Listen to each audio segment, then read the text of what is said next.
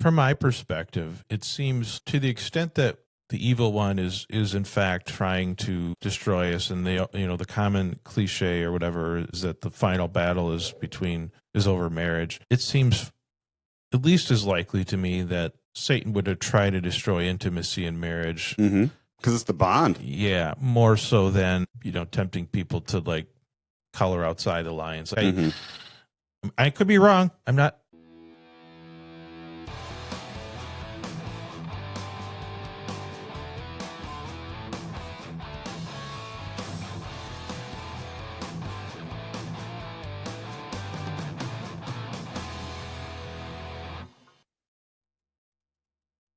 Welcome back, everyone. Craig and Jonah here today. How are you today, Jonah? Doing pretty well. I've been worn ragged lately, but we've been traveling and doing all kinds of stuff. So we went to a large water park one day, and it was really nice. And when I was walking around, I'm not in the greatest shape, but I'm in a lot better shape than I was a few years ago. And I felt quite comfortable with who I was. Yeah. I feel just walking good. around a little Speedo. Yep. Yep. Zebra Speedo. And no, we had a nice time as a family member, but I felt really good about myself. It was like, looking around, like I know that the average guy in the 90s would have cleaned up today, I think, because man, I don't know. Yeah. I think there's a lot of beautiful women, but the guys just got to work out maybe a little bit or eat less. I don't know, sleep more. I'm not sure, But I've been working on improving my physical appearance for my wife, mainly. I mean, that's the only reason you do it, right? Well, people have been asking if episode 300 we're going to get a glimpse of you or not. I don't think so. Not even like a finger or anything. Keep them in suspense. They can look back at some of the episodes and see my hand, I think. Sorry, Jonah. You do have an odd obsession with wanting to see me. Yeah. I'm not sure what that's about, but we'll open up a Patreon, and once you guys can sustain Jonah's lifestyle that's here, true. I don't know what the limit would be. It'd be like Major League where we reveal different parts. Exactly. Yep. So go on. Anyways, so I felt really confident in that setting. So then we happened to be in Green Bay, Wisconsin, and I was like, well, let's just go check out the Packers training camp and see those guys. Packers. And we're there, and the number of times I heard my wife say, oh, my God, that guy is so huge. It made me regret going there. All those warm, fuzzy feelings were gone. I was like, oh, man. And those guys were huge. I mean, some of those guys are just absolutely massive. And then she looks over at my oldest son, and she goes, look, that guy can bench press more than your dad. She knew I could hear it, And so I was like, well, if I got to bench press 400 pounds at the age of 44, I'll go for it, All right. Yeah. So that's my new challenge. But no, we've been just traveling and not sleeping. We went camping one night as a family, too, just out in our woods. And nice. So just another opportunity for less sleep. Did you get Lyme's disease yet? Not yet, but I check everybody for ticks. Oh, golly. Yeah.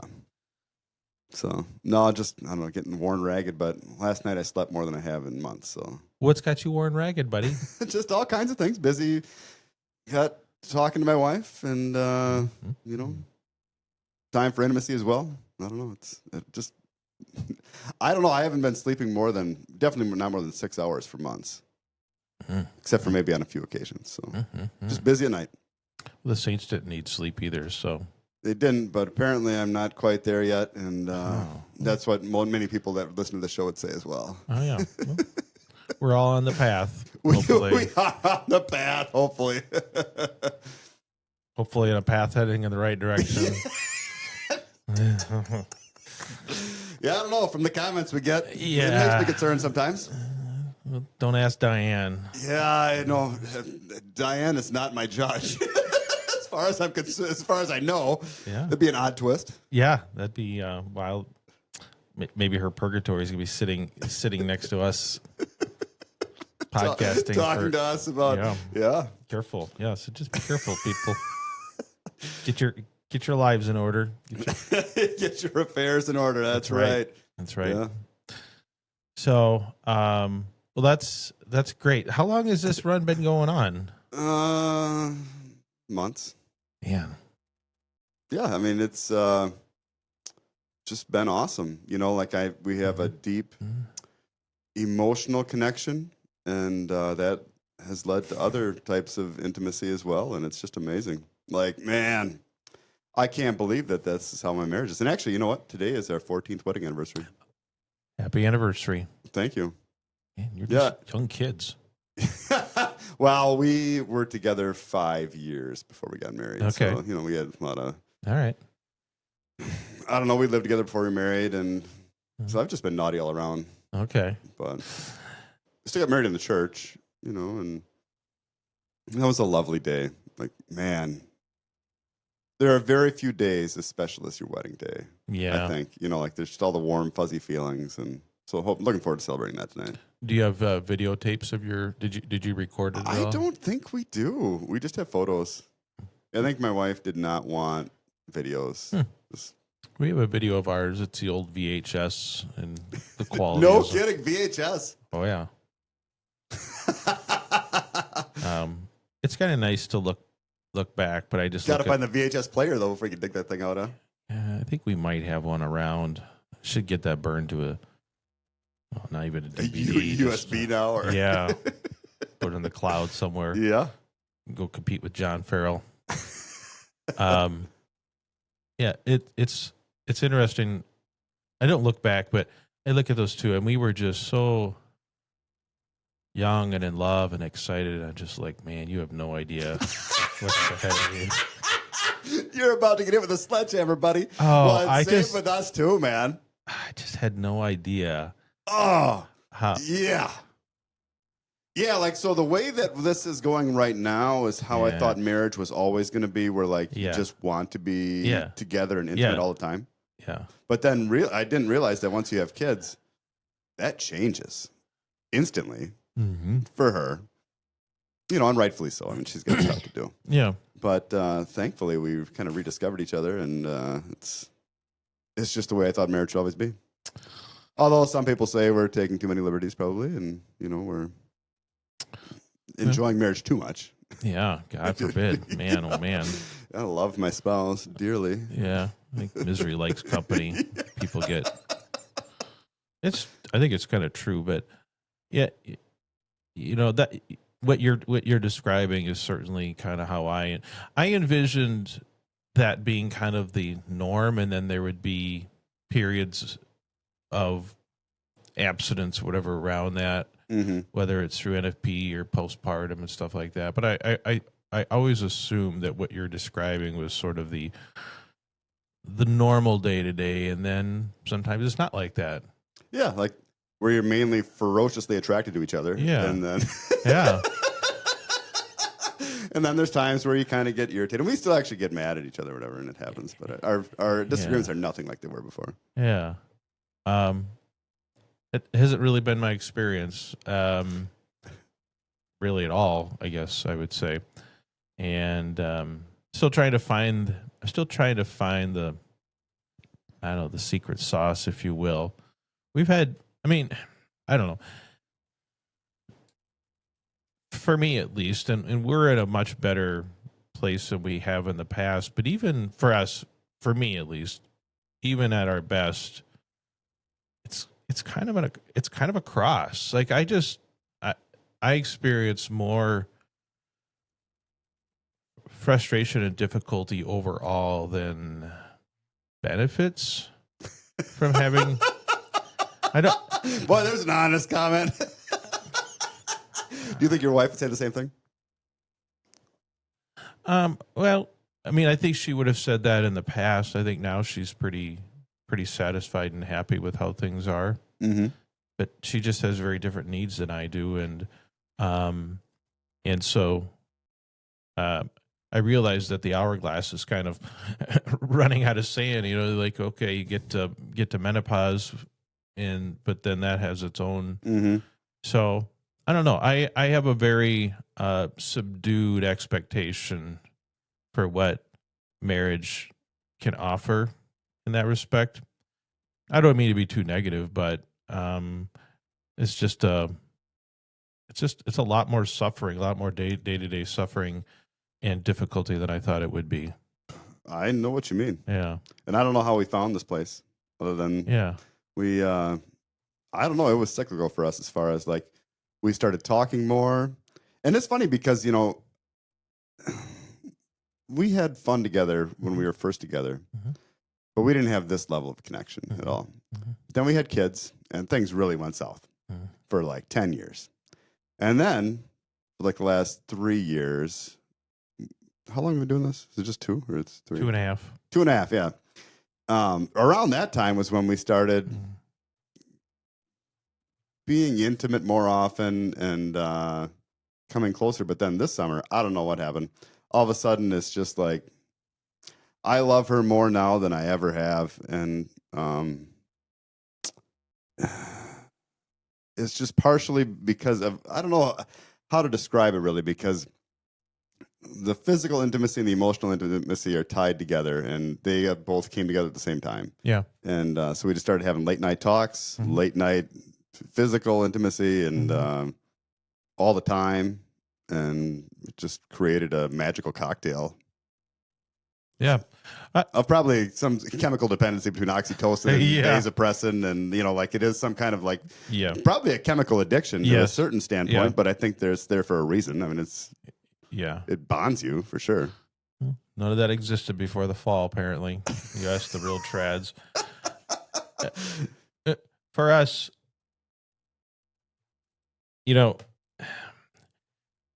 I mean, I sincerely think for us the major contributing factor to the difficulty is just having such a large family and constantly having small children, pregnancy, all that stuff. It wears you out. And even now, even though we're moving in a little better direction because our youngest just turned 3 and she just potty trained and all that, but the mental demands is the mental and emotional demands of my wife trying to be a mother to such a large family, coupled with my mental and emotional demands as I age, trying to support such a large family is really, really significant. I mean, I think it is the main reason why, even at our best, it is something we kind of endure a little bit because I I can't function on 4 hours of sleep. My wife certainly can't. And so it's really, really hard as parents of a large family to find enough, I don't know, energy, time, whatever to kind of get on that train. I don't know. And fine, if that's the sacrifice we have to make or whatever, fine. But it is, it's, I have not figured out. Well, we had one period. So we had a period 2 years ago. Yeah. Where my wife and I kind of had a breakthrough. Because it wasn't just last summer, was it? No. Yeah, it was 2 years ago. My wife and I had kind of a breakthrough, and she kind of for the first time understood the importance of this to me. And so we were postpartum. The only thing that's really saved us is when my wife is nursing, she tends to have long infertility, like a year or more before her cycles come back. Otherwise, we'd probably have 20 kids. Or I'd have been sleeping in the basement a long time ago, whatever, and have a much darker podcast. With 20 kids. Yeah. So come out of the dungeon occasionally for mating purposes and head back down. Yeah, she would have kept me at bay for sure.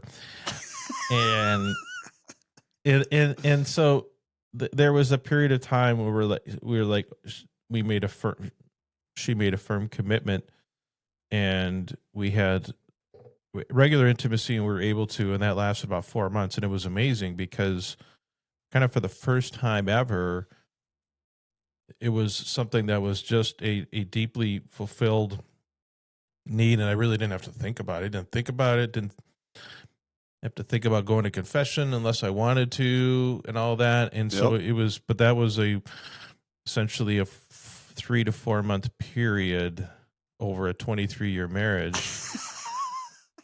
And right now, until we finally, no longer are fertile anymore, it's pretty difficult. Our Marquette Yeah. is kind of stingy, and we're still parents to a large family, and so I thought, I had hoped that, man, if I could just turn a knob here, whatever, make this adjustment, that things would kind of fall into place, and it just seems to elude me for whatever reason. And I don't know. I think the communication part of it, where Dolores and I had talks Mm-hmm. about how important it was, but then eventually, she recognizes how important it is for me. But I don't know. I don't know what happened, and I can't recommend people do what we do either, because some people say that it's wrong, Mm-hmm. and I don't know. So we obviously do other acts when we can't do, the Mm-hmm. whole thing sometimes, and I don't know. I- It's just that our marriage improved dramatically, so I don't know what to say about that. Like, can something sinful create a benefit for marriage? I don't know. I don't know what to say about that. So, And I don't know, it just depends on how you look at it. Like, and that's where we had a discussion on Twitter the one day with a guy about the spirit of the law versus letter of the law. And I'd say the spirit of the law is, be only have sexual relations with your spouse, but then we have all these other layers, and that's the letter of the law. But I don't know. I just know that our marriage is in a great place, and it's partially because of that. I don't know. yeah. Well, I've come to conclude that there are, I don't know, three key categories of how people can approach their marriage, or I would say maybe more so men can approach their marriage. Um, I guess number one is some sort of a Timothy Gordon marital debt approach, where there's just an understanding that anytime one spouse, typically the husband, wants it, you get it, and then whatever children come from that, come from that. I mean, that seems to be the approach that a lot of trads are taking. Mm-hmm. I'm not. I mean, if you want to do that, if you mutually agree to that, I go right ahead. Like Do I'm you not think gonna. your wife would resent you? Yeah, I don't think Like, she would. I'm just kidding. Yeah, and I'm, rightfully so. yeah, you're changing her life. Yeah. So And that, that's where the marital debt only makes sense if you include other acts. yeah. That Well, that's the only way it makes sense to me. I agree. I tend to agree. But if a couple decides, we're just going to do whatever whenever we want, and we'll take whatever comes, great, go for Yep, it. Like, they're but that, they're so that, clearly within the right. I think that is one. As long as, Yeah, in yeah, a way, it's still kind of horrific to think about a wife that doesn't really want to do that. Who wants to have sex with somebody who doesn't want to have sex yeah. with them? Yeah, maybe they develop an affection for it because, I don't know, Stockholm syndrome or something like that. But so okay, so that's one, I think, viable, realistic approach. That's never been our thing, and I Yeah. don't expect it to change. Um, and then I guess the second approach is, I would say, your approach, which is um, to make intimacy predictable and regular and frequent, so that it's a strength in the marriage, and your cup is being filled. Um, for most of us to do that without, assuming we're fertile, Mm-hmm. and assume we're not going to resort to contraception of some sort, involves other acts of some sort, right? I mean, otherwise you literally couldn't do that, right? Yeah. So I think It, that's a second viable approach. there is an incredible bond that Mm-hmm, occurs when mm-hmm, you don't have to worry about this stuff anymore, mm-hmm, and mm-hmm, you mm-hmm. know that your spouse is always going to be there. Yep. Yep. Like, No, I mean, I can totally, I mean, like I said, we kind of had that for a brief period of time, not near to the level that you're talking about here, but it's enough that it was a strength, and it wasn't something that gave me a lot of angst outside of it, because mm-hmm, I knew that in a few days we would be able to come back together, right? mm-hmm. So I think that's number two. It probably wouldn't meet the Timothy Gordon or Christopher West seal of approval, but hearing from a lot of people in our audience, it seems like a lot of people have found a way to make that work, and their marriages to thrive under those circumstances. Again, the disclaimer: don't take theological advice from us. We're just talking, but just speaking transparently here, right? And then the third, and I do go to confession about it. Like, I mean, okay, not every week, but I do confess it. So I don't know what to do about that. The priest never really say anything about that. Yeah, I mean, it would be nice if there would be. I'm not gonna say never. There's one more time where clarity somebody said something to me, but okay, yeah, I don't know. I can't remember what it was. It would be nice if in fact that is a, for sure viable path for couples to take, that there would be enough clarity that couples could do that without because the moral angst about it all. There are people that have gone to confession. The priest has told them that it's not a sin. Yeah. So, or there's certainly alternatives. People have been told, you better stop or whatever, and people, I think, to the detriment of the marriage, try to follow that, and then typically it involves one spouse making his own trips to the confessional. Yep. Right. So I think that those are the first two, and then the third one, the one that the path that I guess I find myself trying to navigate is to try to be relatively ambivalent about it, or to detach yourself as much as you can from it. I've not figured it out at all, but those other two options are not, at least this season of our marriage, which seems to be lasting forever, is not accessible. And so I have just found seems to be lasting forever. Yeah. We have one season. Nuclear winter. We're California here. It's the same weather all year long. Right. But it's like San Francisco where it rains. Yeah. Just constant rain. That's right. So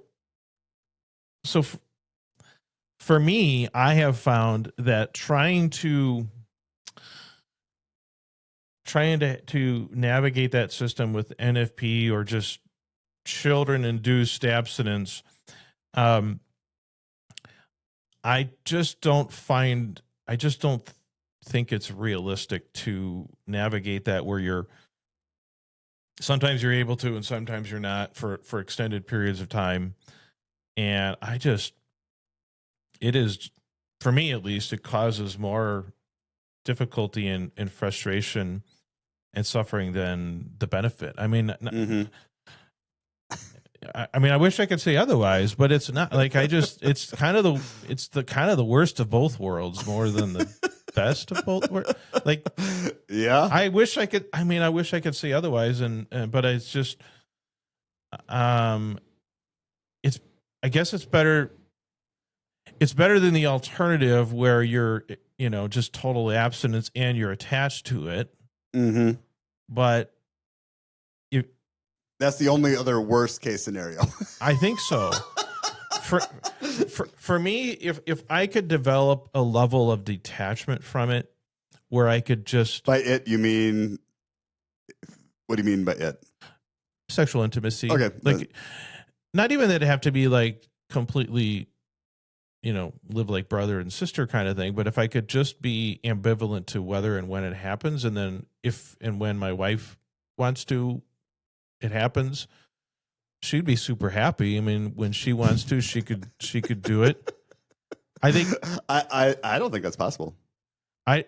You're fighting your own biology, and yeah. I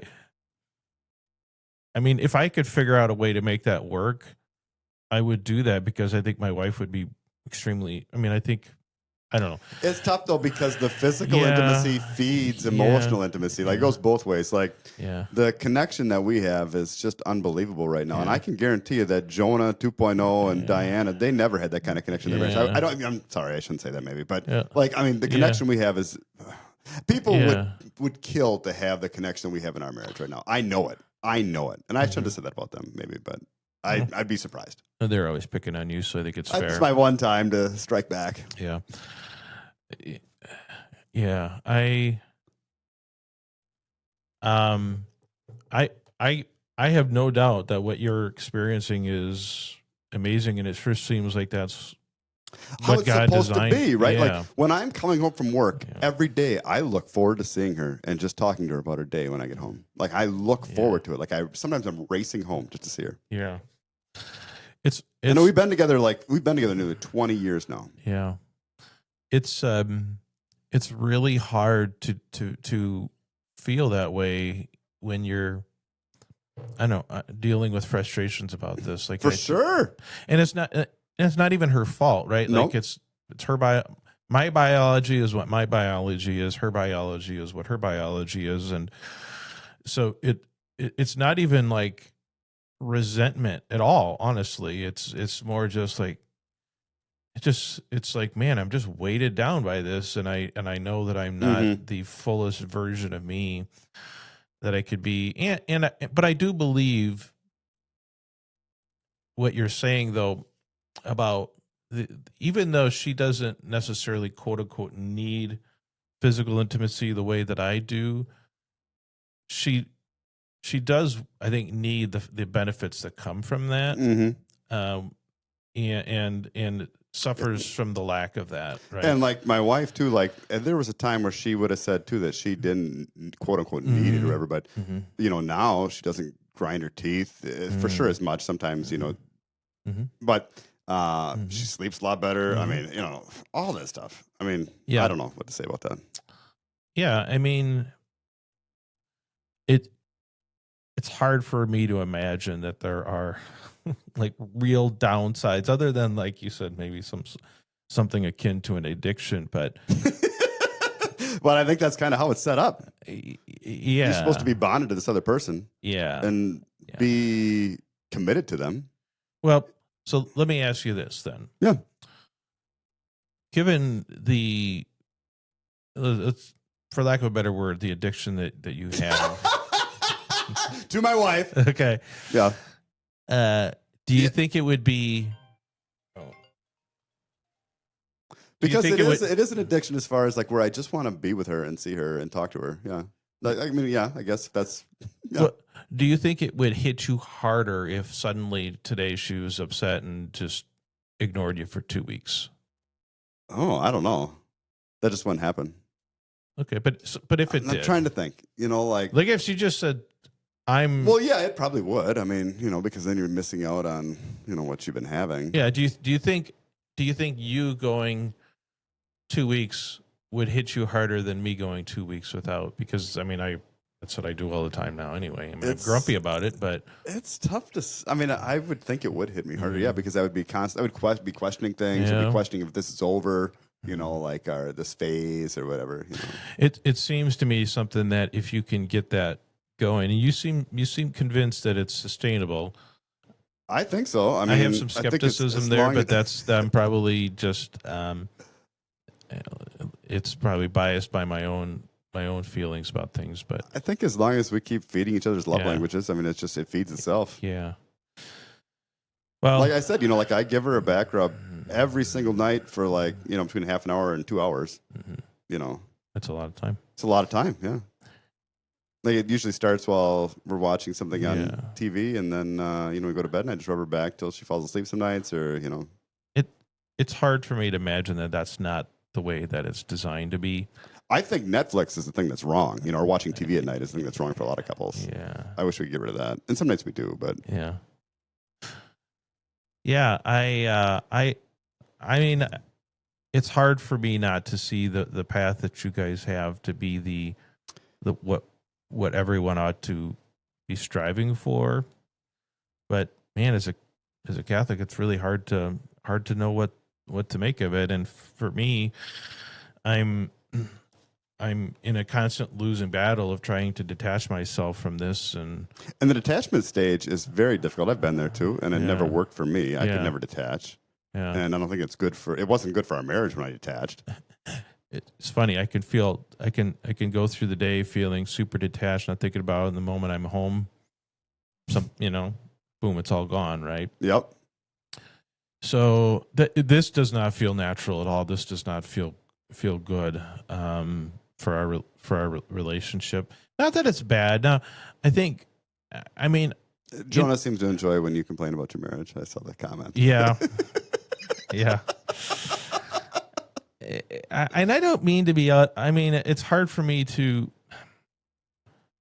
I don't want to be overly negative about it, but it's that whatever aspirations I thought that marriage is going to look like on our wedding day was just totally wrong. Um, and I'm, for a long time in our marriage, my thought was, okay, I'm doing something wrong, or we got to just fix some things. And we fix some things, we'll find that that the oasis that we were looking for, yeah. that we both, I think, legitimately thought was going to. And now, as the older I get, the more and more skeptical I am that it's going to be achievable for us. And so I'm constantly waffling between trying to um, keep trying to like figure things out. You know, do I just need to like wait out this period of our life where we have the small children, because that is the major complicating factor for us, or am I just searching for something that will never be there, and I just need to find a way, ice packs and all, to be detached? Like I know the trad crowd will be like, well, that's what you got to do, and you can do it, and maybe I can, maybe I'm just too weak, but I'm also I'm deeply afraid of surrendering that part of our life and kind of giving up that battle Yeah, and I'd putting be it, concerned about that too. because I mean, I think, truth be told, like if I stopped kind of being the impetus for that, I think it would become less and less common and might kind of disappear, and that's, I don't think that's good. So I just struggle. I struggle to know what to do, if I need to just keep trying to find a way to put the pieces together and help my wife and along to, where we can pursue something more akin to what you have, or whether I just need to just, bury the most natural core part of me. And Man, this is brutal. yeah, No, I mean, I suspect that your wife needs something, and it's something that she might not even know she needs. yeah, And you just got to kind of tease yeah, that out of her. And once that need is met, I think, yeah. It or it has something to do with the kids as far as just the stress level. I think it is. I think that's a huge part of it, and this is why I think, I don't know. Maybe you need to hire a maid or something. Yeah, if I had the funds to do that, I would hire a maid and a nanny. Like, I think, I mean, that part of, and that's why a lot of our difficulties, I think, are circumstantial. You've been to our house. We're pretty small. It's a small house. We're not poor, but we're hardly, we're not financially secure, where you don't have to be worrying about money and stuff. And so um, it just, it kind of wears, it wears on the marriage, and it's really difficult to just find enough, I don't know, freedom or whatever, to just focus on each other on a sustained basis, because the demands of domestic life are just constantly there, especially for her. I can kind of tune that out, but for her, it's always there, always. Yeah. So No, I mean, even for us in this, we've been on traveling so much that tonight for anniversary we decided just to stay home just to save money. So it's not like we, yeah. Well, and it doesn't have to be extravagant, but it's, I was really looking forward to it, because we were going to have our first date night in 12 years, not counting funerals. And it was true. There's been a couple times we left the house to go to a funeral or to go get feed, and the kids are home. But time for someone to kick the bucket. We need to go out. Well, we were going to go out tonight to a Mexican restaurant, but then we're going to do it a different time, maybe next payday. So we might go out this weekend. It's my wife's birthday. Oh, yeah, that's good. She's gonna be 45. Yeah, right. In prime, procreation age, according to the trads. Right, we're just, I'm just like, no, I think we're done. We're ready to be done. So I mean, I don't know, man. Like, for us, the communication kind of was really important. It's a really important factor. Yeah, and it's deep communication about stuff that nobody talks about is what really fueled it. We certainly don't have that level of communication, and I don't know if that is, if the lack of that is the reason why the other stuff doesn't follow, or the lack of the physical intimacy is what the impediment to that emotional intimacy and the communication. I don't know. Like you said, they're cyclical, but I don't know what's the chicken and what's the egg there.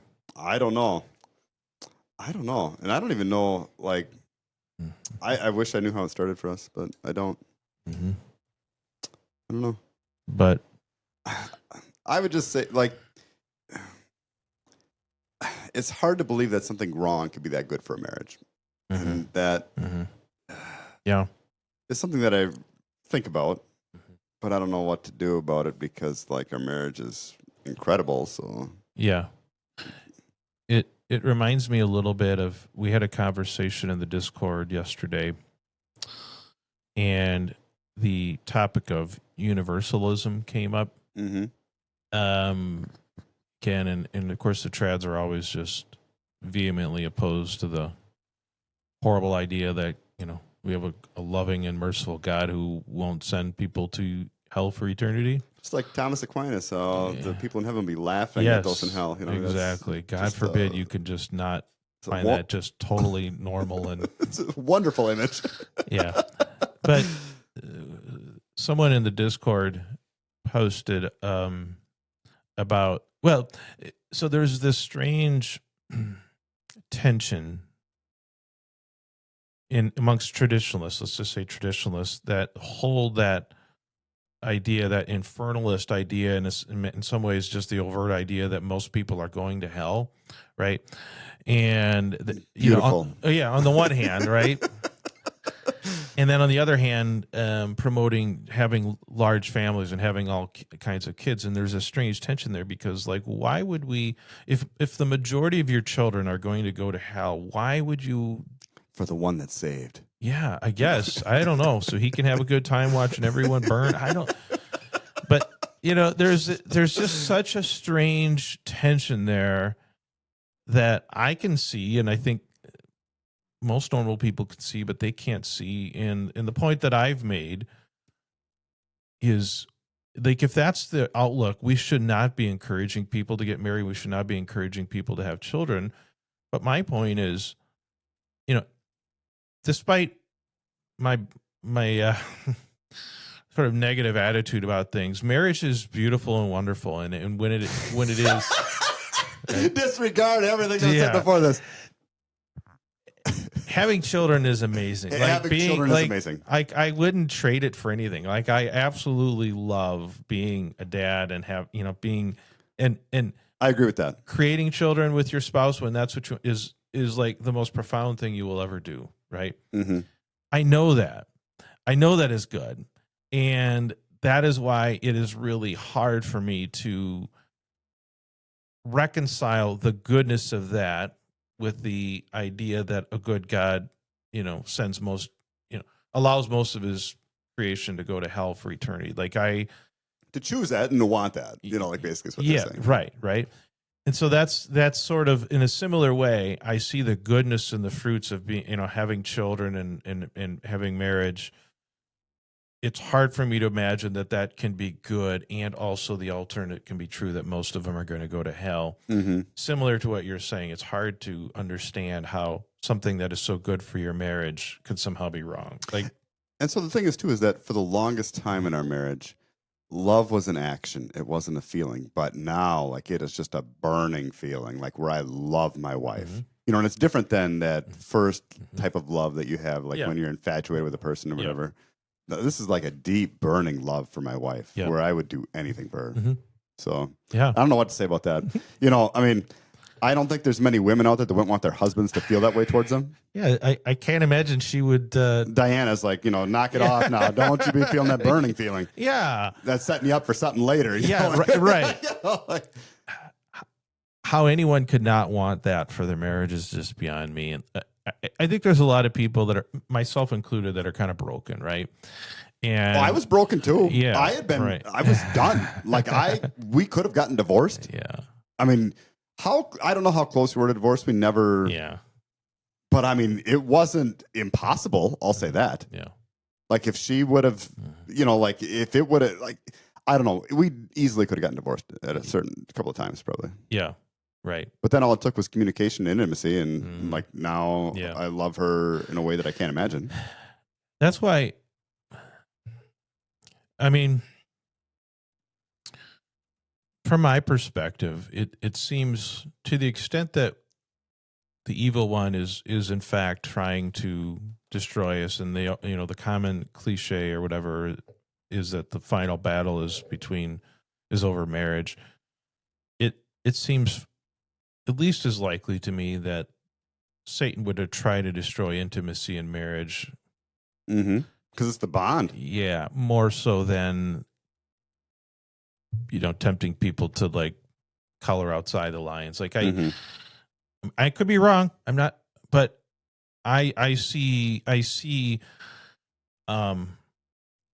forcing people into a situation where they're constantly miserable and frustrated, trying to like follow rules that I think most don't really work biologically. Right. Is a far more effective way to destroy families and children. I've always said that the biggest victims of unnecessary abstinence in marriage is the kids. Yeah. Right. Like, I mean, they can see that there's tension, coldness, yeah, all that. Yeah. So if that, but that's, I don't know. It's confusing. It seems kind of obvious. Like it just seems, my reasonable sense looks at you and I'm like, that's what we should be striving for. And it's hard to believe that those rules were in place from the beginning. Like, I don't think they were in Leviticus. Yeah. I don't know. Like, how many rules have gotten more strict over time? In any other area of the faith. Yeah. That are more strict than Leviticus. Yeah. Yeah. I don't know. And none of the other theological or moral issues out there have such a profound daily regular impact on people and their children the way that these do. For sure. It's great living in a loving household. Yeah. I mean, I will say that. Yeah. So it's awesome to see, like, so we were at dinner and they were asking what we're getting each other for anniversary. And Dolores just said, I'll give him what he got for his birthday. And the kids, our oldest son was like, he kind of looked, but I think he might be borderline knowing what's going on. But, that stuff, I mean, it's great living in a loving household. And in my growing up, that was not something my mom and dad talked about at all. Certainly not something in I would say in our household, that is sort of my wife's view. Like, you don't let your kids know that you do those things and you enjoy them, right? And I think that's a mistake. Like, and not that you want to like be I would say obscene around them, but shouldn't we like? They should know the reality to a certain extent. That it's important for marriage. Otherwise, they're just going to start out marriage in the same blissfully unaware as everyone else, like, right? Yeah. No, and Dolores does a good job talking to the kids about that sort of thing, especially because our kids are getting older, closer to teenage years. And like the other day, like she'll basically talk about the animals mating, like the bull is in the pasture and what he's doing, and so she does a really good job with that. Yeah, I think that's something that we need to really think about as Catholics is being not afraid, but like understanding it's important to instill in our children at an early age a healthy an understanding of what healthy marriage and intimacy looks like, and it's a good thing. Yes, it's something to be saved for marriage, but it's not something to be constantly afraid of. And I think that even under the traditionalist approach, I mean, I think that's kind of the attitude, Yeah. To be very, very careful with yourself, and even when you're married, you got to be very, very careful about things. And I don't know, it doesn't seem like it's supposed to be that way. But who am I? I don't think so, but I am blinded. Yeah. So, all right. Well, anything else? No, I think that's it. I don't know what. other people are experiencing, or Mm-hmm. if they have experienced something similar in their own marriage where they decided to branch out a little bit, and if it worked out. I don't know. Yeah. Let us know in the comments. I'm sure you will. Diane, I'd love to talk to you about your marriage too anytime. Yeah, I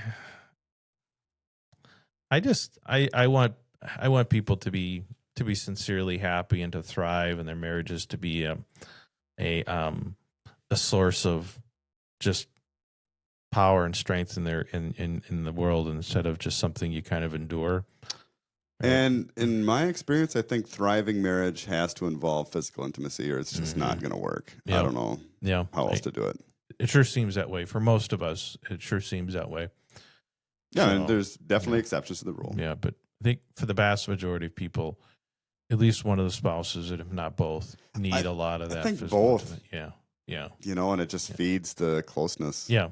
That you wouldn't get otherwise. I agree. You're not meant to live with a roommate. Yeah. I mean, you're not. Yeah. Well, we'll check back in about a year, episode 350, and see how things are going. The update. We'll see. Yeah. I mean, see if I'm still doom and gloom, and if you're still living high. Yeah, we'll see what happens. Let us know what you guys think in the comments. Hope you enjoyed this episode. And if you have any thoughts, send us an email. Should be in the description, unchartedcatholicman@gmail.com. If you're interested in joining our Discord, send me an email and let us know. It's a great place to hang out and share ideas and stuff. So, yeah. All right. Okay. Thank you, everyone, for listening. Thank you, Jonah. You bet. And until next time, everyone. Bye. Have a good one.